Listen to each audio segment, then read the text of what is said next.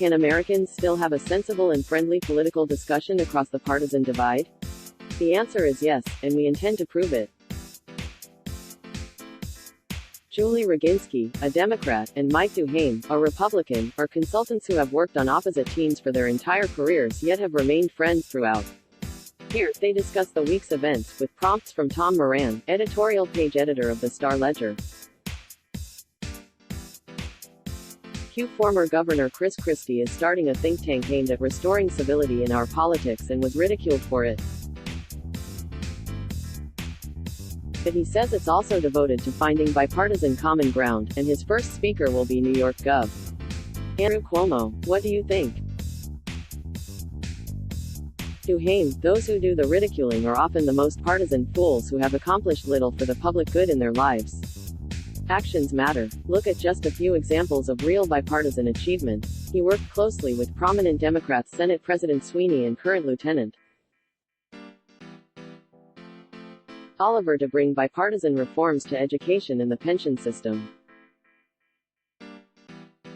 He worked with Democrat Camden Mayor Dana Red and Democrat Camden County freeholders to fire the entire police force in Camden and bring in an entirely new one, along with a change in philosophy, ushering in a new era of public safety and a historic drop in crime. He worked closely with Democrats in our congressional delegation like Senator Menendez and Reps.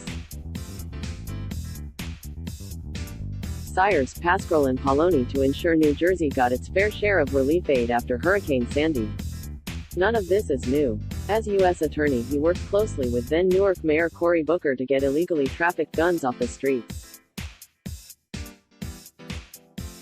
Cuomo is a great first speaker, because they were often able to put their political and geographic differences aside to do what was best for the NJNY region.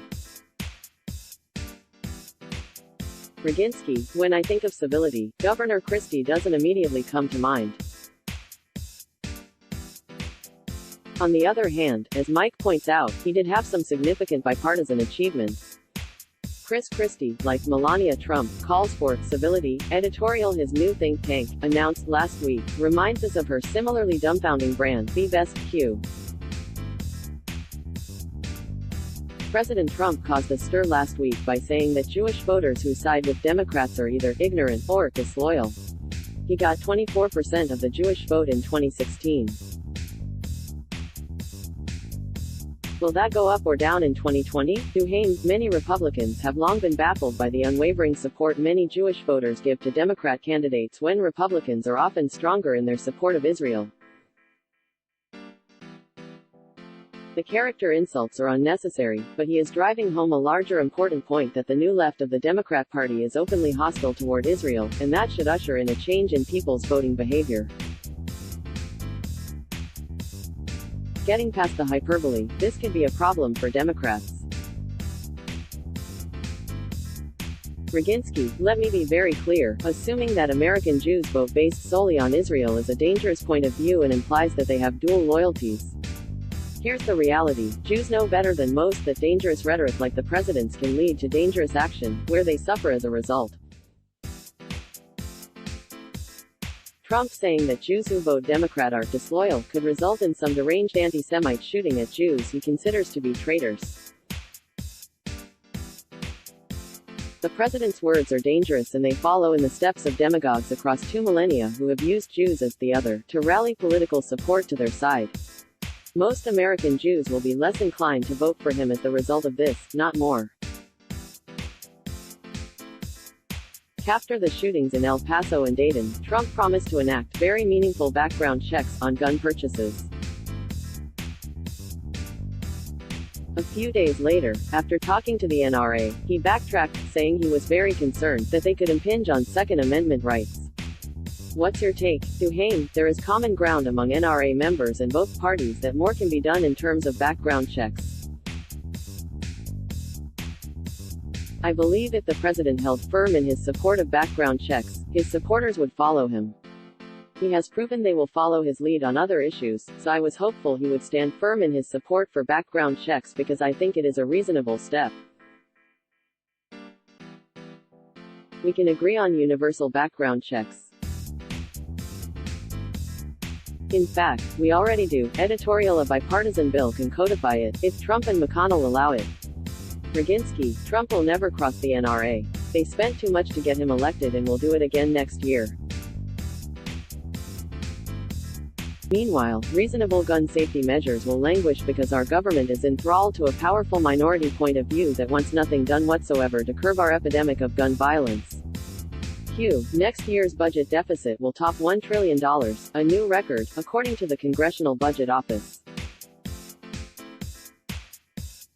Neither party in Congress seems concerned. Voters don't rank it as a top concern, and it's barely registered during the presidential campaign. How does this story end? Duhaime: I don't know how it ends, and I am no economist. A certain amount of debt is fine, as we all know, but as it mounts as a percentage of the GDP, we begin to come into problem territory. If we do not find the political will as a country to make some changes to Social Security and Medicare, we will be in trouble.